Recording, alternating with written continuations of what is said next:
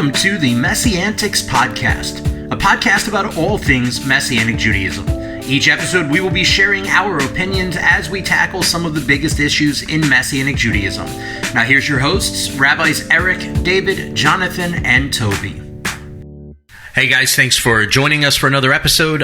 We are, as we said last time, going to be working through a series of episodes dealing with our thoughts on how to better formulate a more formal arrangement for the Messianic Jewish movement for a better longevity of future. And we're not saying we have all the answers, but just thoughts. We're just throwing out thoughts and ideas that we have.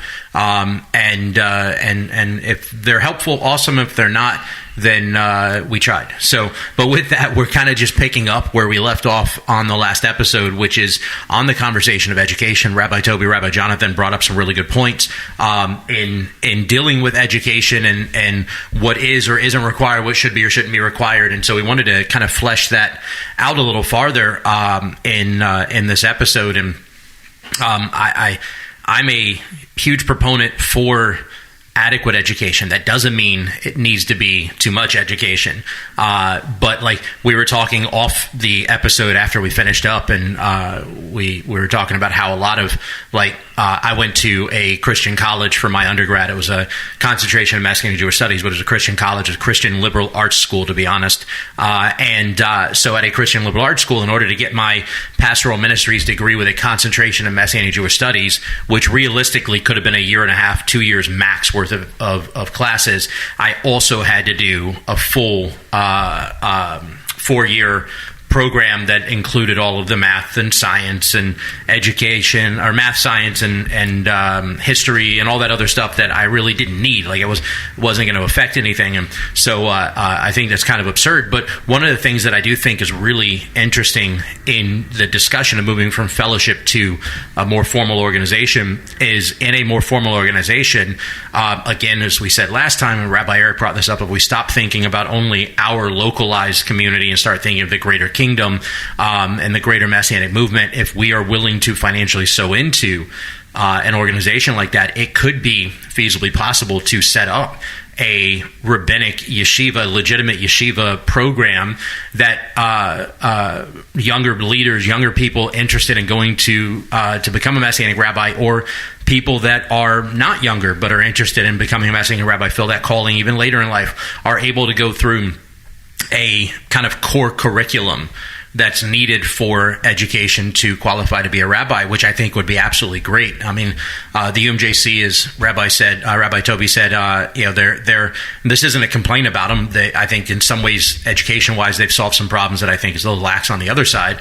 But the UMJC is a very strict, you almost need a master's degree. It's pretty close to a full master's degree to become a ordained UMJC rabbi, plus a bunch of other stuff.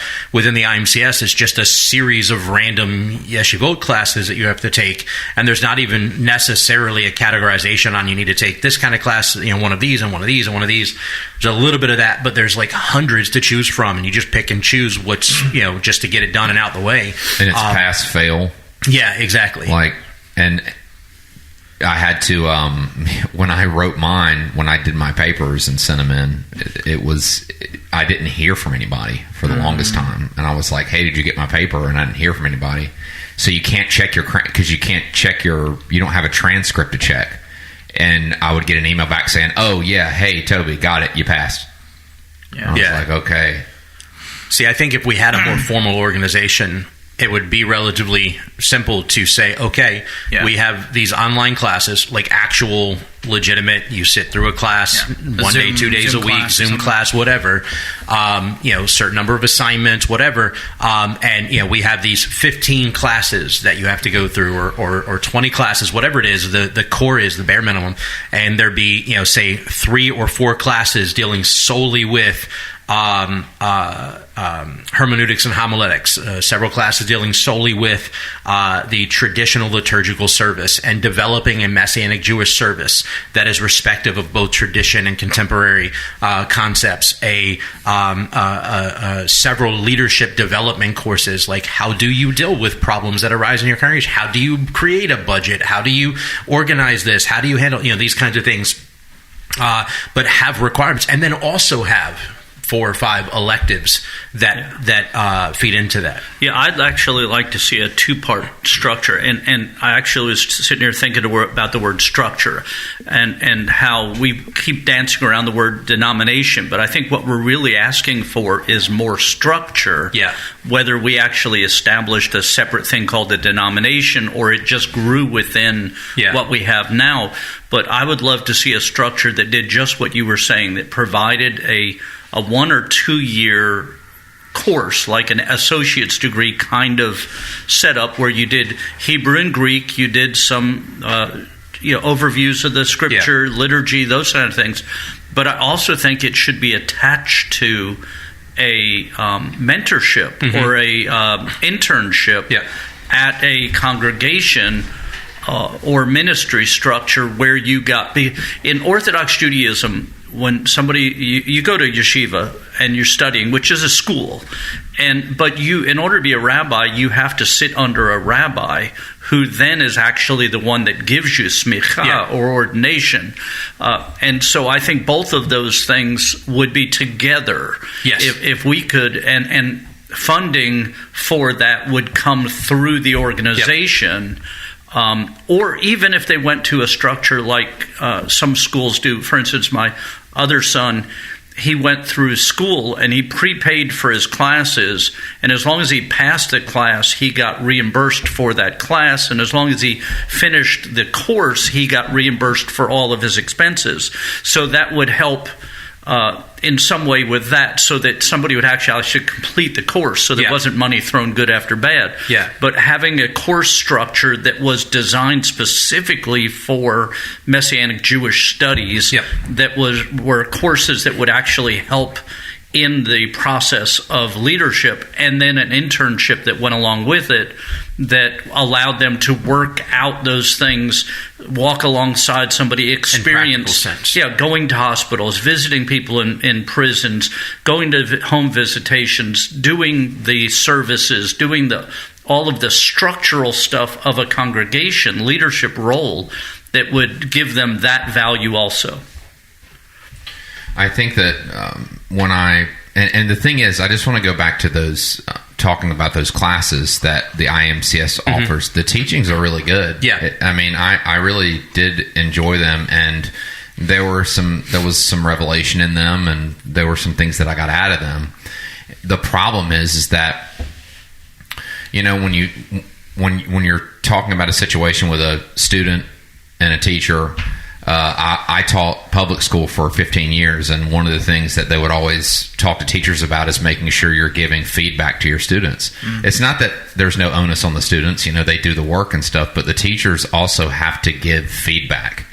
And I I wrote this paper, and I worked really hard on it. Like, I know I worked hard on all my papers, and just to get you passed, and not here's some notes on what you said about this. Maybe consider this. This is really good. This isn't so good. This might not be I'm not going to sit there and say my theology is 100% sound. Everybody has issues in their theology. We're all growing, and we all have to be corrected. You know what I'm saying? There might be things we believe about our theology that aren't correct, and I would love to have known that instead of you passed. Because what it makes me think is you don't really care who's coming through the gates right now. And because any Joe Schmo can buy a DVD and listen to it, and of course we do have the experiential. We do have the everybody who's in the ordination program as a rabbi or assistant rabbi is in that position, so they are learning. That's not to say that there's nothing, but the actual academic portion of it is lacking on the IMCS side, definitely. So maybe if there was even just someone who would call you, who had actually read your paper and say, I read your paper, let's discuss it. There's the key. Did they read it, or did they just go, you wrote it, okay, here you go? I've actually thought to this day, I don't even know where are the records of my transcripts. I've kept all my papers for the sheer purpose of being able to say, I actually did this. I did this because I'm afraid that maybe they'll say, well, we don't have your papers. And I'm like... Which it has happened to people. It happened to my father-in-law. Not naming any names. So now that doesn't mean I want to say, here, you need a master's degree. I think that's too much. Yeah. I think if there's... If the Lord puts it on your heart to go extra, like I'm working on a master's degree right now, not because I need it, I'm already ordained, but I'm working on one because I want it, because I have a goal outside of the congregation for it. Yeah. But I don't think that it should be an obligation to get a master's level education. I do think master's level classes, yes, the education side of it, not the actual degree is the better word. I think master's level education is necessary. Master's level degree is not. So like even in the IMCS presents their yeshivot classes as, and saying yeshivot classes is kind of redundant, but present their yeshivot as grad level classes, and the guys that teach them, they are grad level classes or more. Yeah, and so that's great. I think that it should be that way, but I don't think that it needs. I do feel that the other side of the argument is a little too far to the other side of the pendulum. There is that necessity for education, yes, but there's also the necessity for the practical application, which is what Rabbi Eric was saying, which is what you two are experiencing. And I don't think, for me, like 40 years ago, when the congregational aspect of the Messianic Jewish movement was starting, and it was literally 4 or 5 random congregations that had started sporadically separate from each other around the U.S., and they came together and said, hey, we should be in fellowship together. And that's what birthed what is now the congregational movement of the Messianic Jewish movement.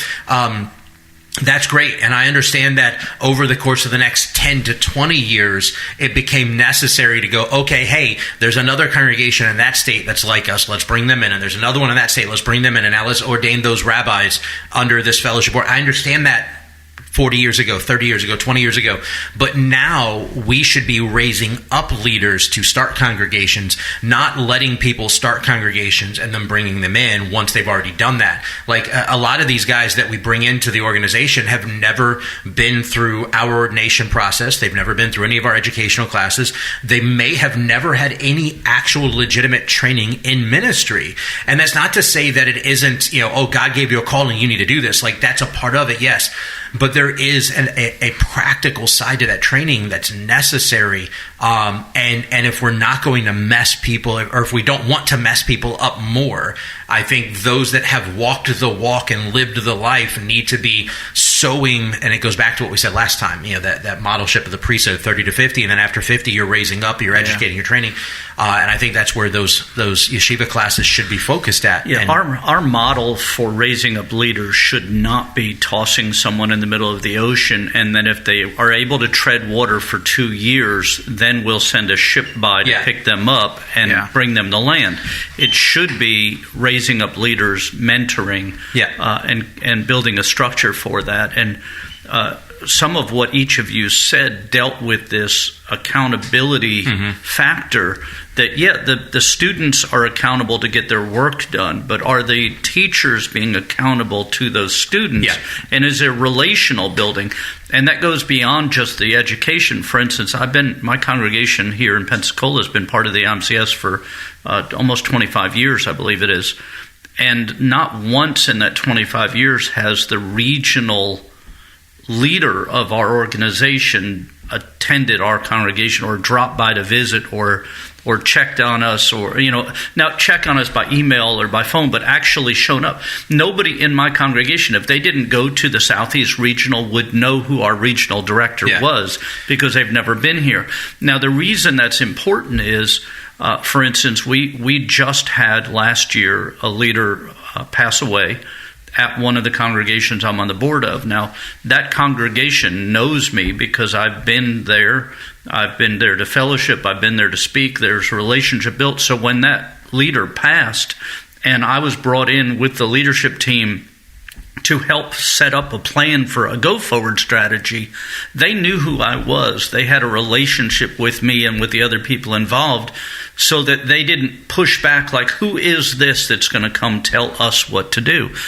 When you build relationships like that, when a crisis does arise or a leader falls or something happens, there's that relationship built. And the same thing with students. If you don't feel like your teacher cares about you beyond getting paid to teach their class, and you get a little note that says you passed, or an email that says you passed, rather than actual communication, you feel like it's a one-sided relationship. So I'm going to actually toss this back to Rabbi Toby, because you bring up an interesting point, the idea of the teacher being accountable to the student, right? Well, Toby comes from an education background. That's what he did for, 15 years as a school teacher, right?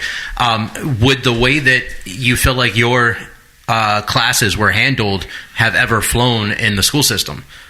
Oh, no, you would have gotten in trouble for that. So when you would make assignments to your students, how quickly were you expected to give feedback on it? Within the week of putting that assignment in, you were supposed to give them feedback and put the grade in. Yeah. So and if that well, nobody does pass fail in public school, which we know that, but I'm just saying, except for during COVID. Right, basically. Sorry, that was a bad joke. But what I'm saying is that if I could do that for over let's just say on average 120 to 130 kids every day, on a day-by-day basis, whoever they have that's over that could at least look at these, and I mean, because it's 6 papers over a 2-year period. Yeah, I've had to grade 30 in one sitting, which I also feel like that's 6 classes, 1 paper per class is not a substantial enough baseline to understand where that student is coming from, whether they've perceived what you taught and interacted with what you taught, and so on. I think there needs to be a few more assignments in that. I will say, having I think for the credential, it's 10 pages for one class. Mm-hmm. I think for what it is, it's adequate. Yeah. But it should definitely be, there should be 10 hours in one paper, I think, they're 8-hour classes usually? I think they're 8. 4, 6, it's anywhere from 4 to 8 hours. I know they were long in one day. It's 6. At least that's how many hours. At least 6. Yeah. Now, I will tell you, when I took it, it was more. We had 2-day yeshiva classes that were all day long, and then my papers had to be 18 to 20 pages, and one of them had to be 28 pages. Yeah. But even at that, I think, and this is something I think Toby brought up that I appreciated because of his school background, is if you're only doing 6 or 8 page papers over your course, there's no means for assessing growth, assessing progress, assessing those kind of things. And I think somewhere in education, there's a requirement to assess maturity and growth and process. And if all you're doing is looking at a paper by a student, and you're only going to have that student one time to do that, the teacher doesn't have the ability to measure, did they learn something? Are they advancing? Or those kind of things. Can I just say, you using the word maturity makes me really uncomfortable. Why is that? Because I refuse to be mature. No. Oh, wow. Don't mind getting older, just hate to grow up. Yeah, I think, and the thing is, like with the speaking specifically to the yeshivot that the MCS does, there is no reason why, if you have qualified rabbis, that you can't actually parse out, all right, Rabbi so-and-so, these 10 classes, we're going to give you a year to watch these 10. This is already an ordained rabbi, someone who maybe has even served on the committee or something. Here, watch these 10, know these 10. You're responsible for these 10 classes. If any papers come in correlating to these classes, you're responsible for reading it, going over it, grading it, and then communicating with that student to talk about, and that was just a minimum. Yeah. That would just be a good starting place to make those worth more than they are. And even if they didn't do it that way, every every rabbinic intern, ordination process person, in the ordination process is assigned somebody that is their mentee or mentor. And that person could interact with. In other words, if Rabbi Jonathan was doing a yeshiva course and he did his paper, he should have to send that paper to that person who's his mentor, who could then evaluate, discuss with him, send it back, and build, and then have it turned into the professor. And that way that mentor would have the interaction and this relationship and see the growth that the teacher may not be able to do. But that's part of the problem currently, is that individual that the person in the ordination process is supposed to communicate with exception of the rare case, and the person I was corresponding with was one of those rare exceptions. With exception of the rare case, are typically liberally best described as a liaison, not a mentor. And that's where the problem lies. Exactly. Is it can't be somebody that's like, oh, I'm super busy, so I'm going to throw an hour a month into dealing with this, and I've got to fit these 8 guys that are under me in this hour a month, or whatever it is. Like, there needs to be, like, that was one of the things I had Rabbi, and I'm going to brag on him for a minute, because I love, I said last time I don't throw names out for negative, but for positive, I'm going to brag on people, right? Rabbi Michael Wygant is who I corresponded with during my ordination process, and I absolutely loved that he was very intentional about being involved in the process. And we actually went through a pretty serious, like, traumatic experience in ministry during that period of time that he helped mentor through, and would call me on like a weekly basis. Hey, I just want to see how you're doing. What's the situation like? What's going on? He was by default was kind of mentoring me through us starting the congregation in Daphne and so on. I mean, just absolutely. As a matter of fact, he talked to me afterwards. He goes, "Look, I just need to let you know, you were really communicative on this, and you've kind of really set the bar high for everybody else I have to deal with, and I don't know that anybody else is going to meet it." But he was very intentionally involved, and I think that, and I won't call out names or negative, but I don't think that's been the case for most of the people I know who are going through or have been through the process, is they're not intentionally involved. And so it goes back to that idea of shepherds. Right. There needs to be a group of shepherds who are going to run that.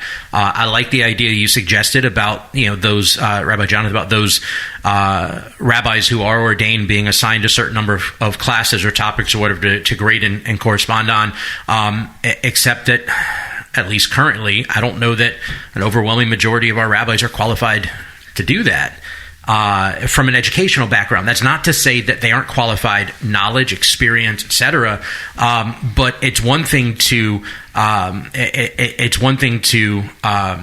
to teach a class. It's a whole other thing to be able to grade and give feedback as an educator would. Yeah, and maybe that would be a good maybe that would be a good session at a rabbis conference. Like, have someone come in and bring the rabbis in, and several of them. And if this became a new thing, and again, like, I'd love to see the future of Messianic education be much bigger and a whole lot better. But just dealing with these, you got to start somewhere. The distance classes, start with somewhere. Have a session for the rabbis at the rabbis conference where it's like, okay, so here's how you grade.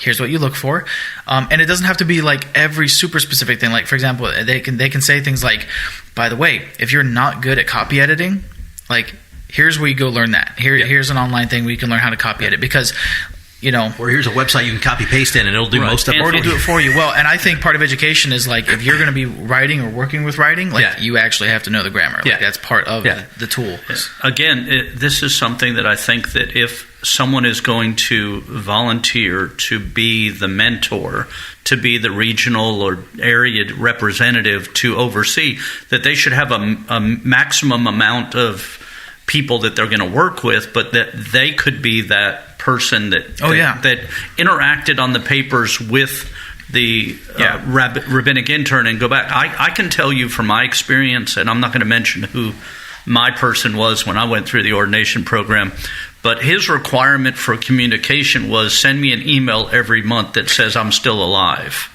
And honestly, that was like, I'm still here, we're still going. That was all he wanted. He didn't want to know what was going on in our community, what was going on with my family. He just let me know you're still here. Yeah. And it's got to be more than that in the process. And I think that's what I'm getting at, is like, we have enough rabbis in the Messianic movement to where there's no reason why we couldn't have each rabbi taking 3 or 4 classes and just being responsible for grading any papers that come in related to that class. So it can be done. Have someone come in and do kind of an overview of teaching how to do this. because it really is, if they want to continue to use those, I think it is important that they actually have people communicating with the students who are taking those classes. Have a system of feedback, and it shouldn't, I mean, I'm not saying it can't be pass-fail, but my feedback shouldn't just be that I passed. Yeah, you should be, because I question whether or not somebody even read my paper. Yeah, because like if you just get a fail, like, and no feedback, no one calls you to talk to you, like, why did I fail? Why did I fail? Right? Why did I pass? Why did I pass? Yeah. Jeez. Yeah. And again, it goes back to this idea: we can either have separate rabbis that do that, or a rabbi that is mentoring a intern at his congregation that could do that and interact with their papers and help them. Yeah, and I think you can have them interact with their papers. What I'm specifically saying is, like, there's so many classes at this point that are recorded that it would be difficult for one person to, okay, why, I understand the title of this class, but why did you write this? And it may be in response to something that the teacher said, whereas if you have someone who's actually, the steering committee said, hey, Rabbi so-and-so, we're giving you a year, heads up, watch these 10 classes, you're responsible for these 10. To that end, I think the fact that there are so many shows us sort of some of the degree of streamlining things that's needed, because most of what's available have been the recordings from the last 30 years or whatever. Like there's all of the regionals have a yeshiva. Messiah has 2 yeshivas. Used to, rabbis would have a yeshiva. Rabbi Conference had a yeshiva available, etc. And those are all recorded and available for distance. But there's no core. There's no curriculum. Core curriculum. Like I think, first off, they should go, okay, we need X number of this category of classes for each person. X number of this category of classes. X number of this, and anything in the database that doesn't fit into one of those categories needs to be tossed. And anything over a certain age needs to be tossed and redone. One, because the videography is going to be terrible. The audio is going to be terrible. And you've seen some of the ones that were recorded in the 90s. Yeah. And 2, because, look, things have developed. Things have grown. We've learned. So I think it's important to constantly updating. And with this, like, not only should there be a better organizational structure for the education side of raising up rabbis and leaders in general, because I think we could reasonably develop something for youth leaders and for worship leaders and so on, which I know you were a part of something trying to do similar to that, Rabbi Toby, but for worship leaders. But I think there needs to be in the ordination expectations a requirement for furthering education, continuing education. Every year there should be, or at least every 2 years, there should be a minimum baseline for continuing education. You've got to go and take one class, and whatever it is in this area, or one yeshiva, pick one off the wall or whatever. Yeah, and I'd even like to see something to the effect of where you have so many, with continuing education, if you have so many rabbis every year submitting an essay on a topic to whoever's above them, whether it's they're the rabbi, the shepherd of shepherds, or even the steering committee, 1 or 2 a year, and then those essays get put into a published, like, that's owned by the Messianic structure, and that's something that everyone can read. It's published, and then if someone just sitting in a pew every Shabbat wants to see what the rabbis around, a rabbinic journal, like you would have a medical journal, something that peer reviewed, and I think that'd be good. Yeah, and we tried to start an internship program, over a summer internship program in throughout both organizations, the union and the IMCS. We had raised the funds to fund the entire thing, so the congregations weren't responsible for anything other than housing the intern and making sure they had food. All the other expenses, including a stipend for the intern, were covered already by our group that was establishing this, and we sought out 6 congregations that would host an intern for 2 weeks.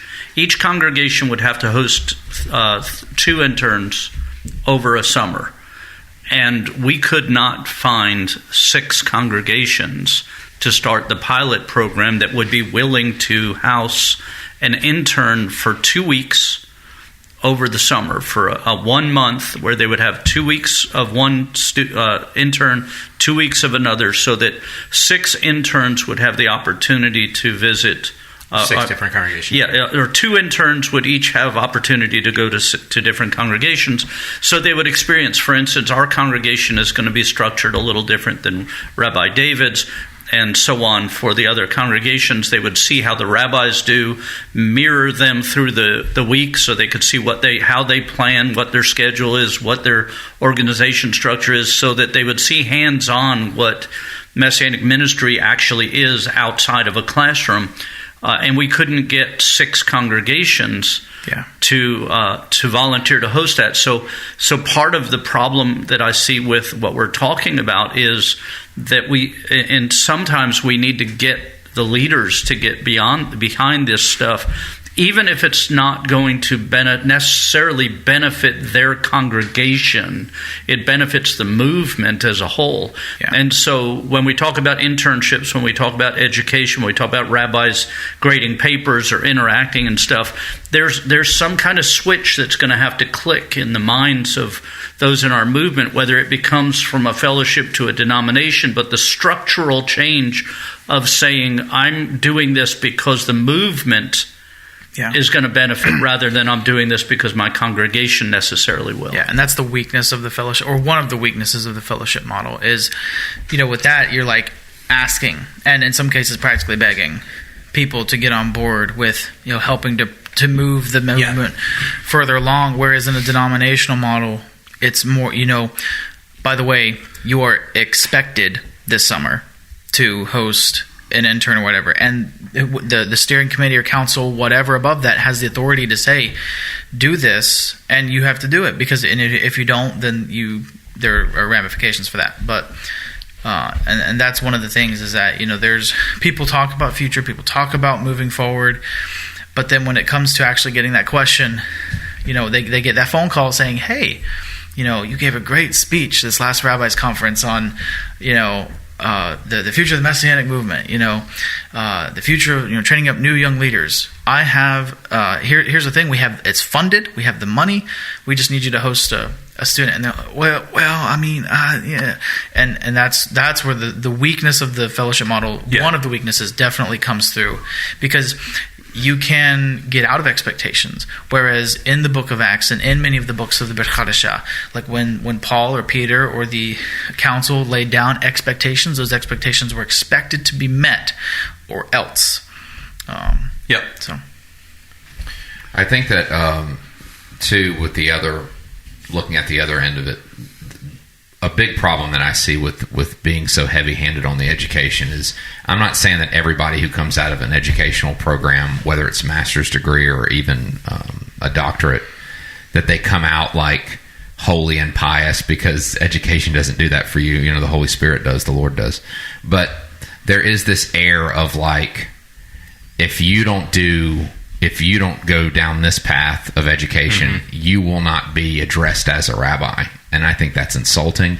Now, do I have a problem with that? Yes, but it's honestly, I would rather be the guy not called rabbi than be the guy who's not calling someone rabbi, because that person is a little bit closer to being the Pharisee on the front row that Yeshua was talking about. I don't like the pious air of, well, no, we're not going to call you rabbi because you didn't take all these classes and spend all this money. And I'm like... Or you don't carry our ordination, so you're not a rabbi. Right, and I think that's dumb. And I do think that the Messiah would absolutely laugh in the face of some of that stuff and say, this is ridiculous. This is just stupid. Anyway. Rabbi Jeffrey Seif calls them PhD deities. PhD deities, the people who think that their education puts them into a higher level of humanity. Right. Yeah, it should put you in a higher level of humility. And if that's anything I've learned, having been to school and any education, is that like, no, I should be more humble. It can increase your knowledge. I'm not saying that you can. There are biblical scholars that can run circles around me with the Bible and stuff and with the Torah. But that doesn't make one acceptable to God, and it doesn't make one usable. It also can ruin your humility. It can. It can make you a really arrogant person. I have this degree from this. Right. And I will say that it does. I've seen both sides of that. I've also seen the people who, they have no problem slandering a biblical scholar simply for the fact that they are a biblical scholar. And I've seen many biblical scholars who are very humble, but again, because it's not just the information that they know they're familiar with, but they're familiar with God. They know God and they walk with God, and so that gives them that humility. But yeah, I've seen both sides. I've seen the super elitist mentality from the educated side, and I've also seen we don't listen to scholars because they go to them propaganda schools. Yeah, right. Like I said, I would rather be someone that someone doesn't deem like, you're not a rabbi. I'd rather be that guy that's being called that than someone who's on the other side of that line and saying, no, we don't consider that. I'm like, I'd rather not be you. Yeah. Because, Yeah, I have an acquaintance who's a pastor of a large congregation who doesn't teach at his congregation. Very rarely he'll get up and talk for a few minutes, but he's got people that are outstanding teachers that do the teaching and do the preaching, and he does the interpersonal fellowship, relational home visits, things like that. He works with those leaders to shepherd them, to guide them, and they've got an excellent, loving community.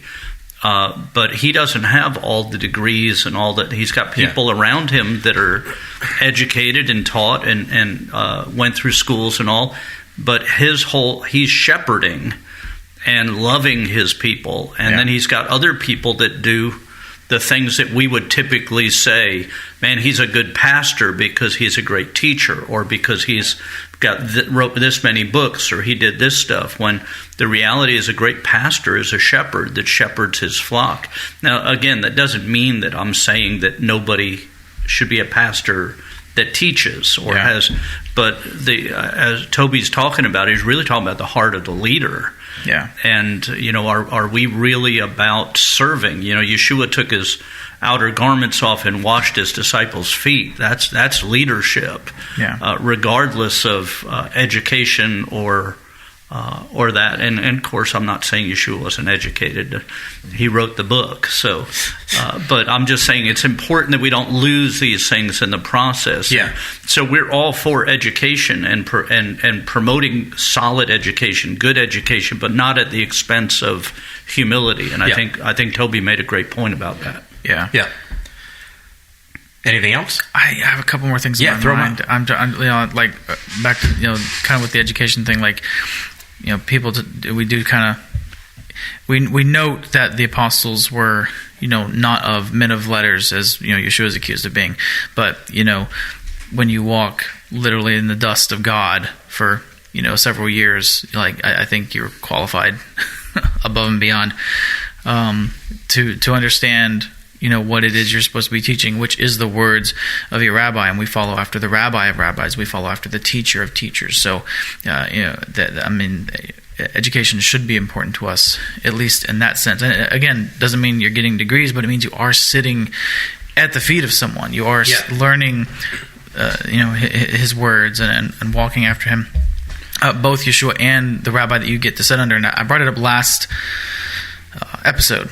But I'd like to see, in terms of rabbinic education, I'd like to see, your project idea, the idea of the interns, transferring around, come about for people who think God may be calling them into ministry. Go and spend... Get a taste of it, Yeah, get a taste of it. Go spend a summer between, while you're in college, one summer. You may not, or you may just be, a young kid. You may be 17 or 18, not having left the house yet. You're still in high school, and you think you're about to go in that direction. Well, it's a great time in your years to go and get a taste of it, to see if God calling me to this? Is God calling me to go and be at a hospital at 2 a.m. to pray with someone? Is God calling me to be available for funerals and for weddings and to celebrate the joys and the sorrows of life with people? Is God calling me to teach His word? Taste it. And then move into the actual, get in that pipeline. And what I'd like to see with the pipeline is actually kind of like what you did, actually go off to school. Get out from under your parents. Yeshua's disciples didn't stay up under their mother, their parents. They joined with their rabbi. Be at a congregation. And this is a strength of the more structured model, the denominational model, is the fund, and I mentioned this last episode, the funds would be there to be able to help support a young person, especially if they're unmarried and don't have kids, be able to support them in actually living there and being there and sitting at the feet of that rabbi, and learning those things while he accrues whatever educational requirements are set forth by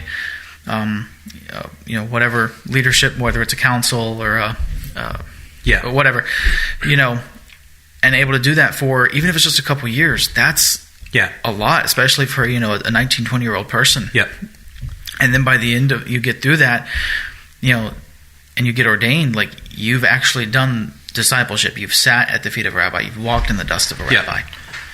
So I can tell you, I know a number of younger individuals, whether we're talking, because in the Messianic movement, the focus is only on millennials, but whether we're talking millennials who are now realistically in their 30s or older, or crowds younger than them, going down even to like getting out of high school age, I've talked to a number of people who have just straight up told me, I feel like I have a calling on my life to be a Messianic Jewish rabbi. However, and this is the reality when you're talking about young leaders currently, yes, there are those coming straight out of high school like I was that were willing to step in that. But for the most part, you're talking about people in their early mid-20s to their early 30s who may very well have a family started already or be starting a family. And I've had young guys who have been very interested in being a rabbi who feel like, and just straight up said, I feel like God has called me to be a Messianic rabbi. However, I cannot afford to do it financially because the congregations can't pay me and my family needs to eat, and I cannot afford to, and this is something that I talk about a lot, is, they would say, I can't afford to go and serve under a rabbi and train and be built up, making no money with heavy expectations, and then also work a full-time job outside of that, because then I can't be there for my family.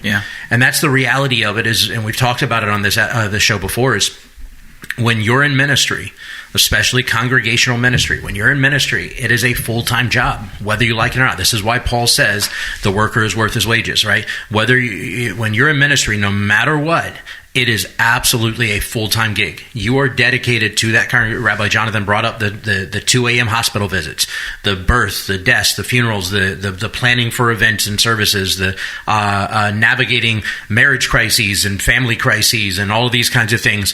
It is a full-time gig. And if you have a young family, which most people, potential targets for young leadership, most people are going to have young families, then in order to go into ministry, you're going to have to be full-time in that role, but you're likely also going to have to be full-time outside of that in a job, which means the only people losing isn't the congregation, it's your family.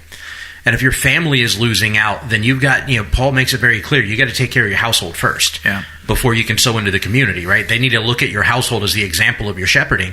And if they can't do that, then it's a problem. And so most of the Messianic movement, the way we're set up right now, most of the Messianic movement, the individual congregation cannot afford to pay a salary to a younger leader wanting to come in and be an assistant rabbi or rabbinic intern or whatever you want to call it.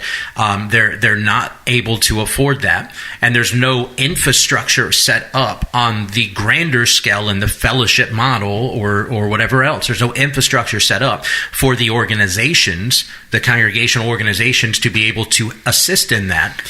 And so because of that, you end up with a ton of young people who truly feel a calling to Messianic ministry that either never answer it because they feel like they have to take care of their family, which is a valid thing, and the congregation cannot help them with that, or they end up in church ministry instead of in a Messianic synagogue because the churches have money and they've got the infrastructure set up and they're willing to pay and to do the training and to do the experiential side and to give you the education. They're willing to be a part of that. And look, there's a lot about the church world that doesn't really jive in the Messianic community, and I get that. But as Messianic Judaism as a whole, we've got to stop being afraid of learning how to glean from what the church does do right. Yeah, I want to make 2 quick comments on that thing that you were just talking about. And that is that, first of all, I think that we definitely need to, as a movement, pool resources to help fund young people. But the other side of that is, I think we're deceiving ourselves when we say we can't afford to hire somebody and pay them. In my experience, now there are congregations that are too small. It's just reality. But most congregations, in my experience, and I've seen this happen over and over at our congregation, when we saw a need to put somebody in a position, when we grew to a place where we need to hire somebody for the congregation, you can look and say, we need this, but we can't afford it, and just stay where you are and do without those things. Or you can step out and trust. We tell our congregants, give to God and trust that He'll take care of you. Give to God and He'll meet your needs. Be faithful to God and He'll provide. Yeah. But then when it comes to our congregations, we say we can't afford to do what we feel God is calling us. In other words, when we were ready to hire an assistant rabbi, we hired an assistant rabbi and trusted that God would grow our congregation as a result of our listening to Him and provide that. And so our congregation, again, is unique. And please know, we make plenty of mistakes. We're not perfect in any way. But we have 4 full-time office people, a part-time office person, myself, Rabbi Jonathan, a part-time yard and maintenance person, and God provides every month, not only to pay for all of the needs that they have to meet their needs, and we pay them like a real salary. It's not, you're in ministry, so starve to death. But we did that because we trusted. If you hear from God, I'm not telling you if you don't hear from God, but if you hear from God, when you grow to a point where you can only do so much, and then you have to either extend out and grow or decide we're just going to stay where we are. And so I think it takes both. I think one of it is the congregation has to have the faith to step out and say, we're going to, and talk to your people and say, we're going to hire someone, which means we're trusting that you're going to be faithful and do this. And then the other side of that is, as an organization, the congregations that are a little larger and are able to give should give, and the little ones should give what they can to fund, so both sides meet in the middle. Yeah, and leaders need to not be afraid to ask. And I know a lot of damage has been done, specifically in this country, when it comes to religious people asking for money. Like, I'm not excusing that. There's been a lot of damage done, a lot of real damage done. But leaders don't need to be afraid to ask for money, because we're not afraid to at the conferences. So why can't we at our congregations? Why can't we ask people? Because here's the deal. I was listening to a podcast recently, and they were going over the statistics of how many people, and this was churches, not Messianic congregations, how many people in churches tithe on average. Or just, even if you don't want to call it a tithe, how many people give a percentage to their congregation, their fellowship, whatever. And the number was staggering. It was like 4% actively tithe. It's 4 to 6% nationally. Less than 10% of people actually give consistently, which is, I was shocked. Like, it was one of those, like, your stomach drops to your feet. And like, of all the things, like, all the problems that we have that are related to not having enough, so we could do if we had enough. So leaders, rabbis, don't be afraid to ask your people, because a lot of times your people will step up. Even if they're not giving a 10%, if you even just had like pledges, be like, if you're in our congregation, if you're a member, would you mind pledging this much? Or, hey, I am in my late 60s and we need to hire an assistant rabbi who is going to take over in the next 10 years potentially. I need some people to pledge this much a month to be able to afford a salary to take care of this new leader we're going to bring in. That's a completely reasonable thing to do. Like, don't be afraid to act. Like, people are coming, and people are getting from you teaching and your ministry, your prayers, your time, your empathy, your compassion, your family's time. So don't be afraid to ask them when you need. And people, don't be afraid to ask your leaders what you can give, and even if it's not money, it may be time. They may need more time. Don't be afraid to volunteer. The things we could do with if more would volunteer, if more people would step up to do. And the thing is, and I'm not afraid to say it, I despise when people come into the Messianic movement from churches and they come with this attitude of, well, I'm not tithing and I'm not giving. They may have been great tithers at their church before they got, into wherever position. A lot of people come from bad places into the Messianic movement. Like they get disillusioned with the church, or they find out maybe the church taught some things that weren't entirely true, a couple things here, or maybe they lied to me about this, and then they come in and they're so disillusioned. They're coming from such a place of hurt and fear that they just don't give, and they come and all they do is take, and they take the time, they take the worship, and then they expect it to be catered to them. And I've seen this dozens of times. Specifically, I know it happens in churches too, but specifically in Messianic, Hebrew roots congregations, it's like they come and, I don't like that music. The music's supposed to be catered to me. And they complain and they want things to be changed, but then they don't actually. There's no skin in the game for them. Like they just show up and exist. And you just can't show up and exist. Like if you're going to be there, if you're going to be a member of a congregation, if you're going to be part of that corporate body that is worshiping and being the window into the kingdom of God for that community, you do need to give, and you need to find out how you can give of yourself. It doesn't just have to be money. Again, it can be of your time, of volunteering.